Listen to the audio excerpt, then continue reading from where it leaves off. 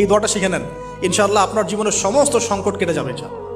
আমি নিজেও ওই দোয়াটা বেশি বেশি করার চেষ্টা করি। দোয়াটা হচ্ছে, মুসা আলাইহিস সালাম একটা গাছের নিচে হেলান দিয়ে বসলেন, বসে দেখলেন দুজন মেয়ে দাঁড়িয়ে আছে দূরে, পানি নিতে পারছে না, লোকজন পানি নিয়ে যাচ্ছে, ওরা দাঁড়িয়ে আছে বেচারি। মুসা আলাইহিস সালাম গিয়ে বললেন, কি সমস্যা আপনাদের?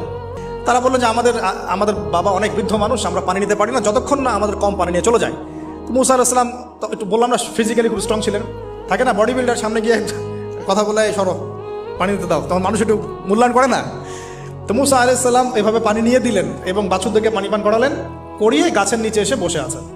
বসে বসে তিনি দোয়া করছেন, এই যে দোয়াটা তিনি দোয়া করছেন, রব্বি, একটা নেক কাজ করলেন, নেক কাজ করলেন না, মানুষের উপকার করলেন, নেক কাজ করে এসে গাছের নিচে বসে দোয়া করছেন, আল্লাহ এখানে তো আমার খাবার পানি বাসস্থান কিছুই নাই, আমি কি করব?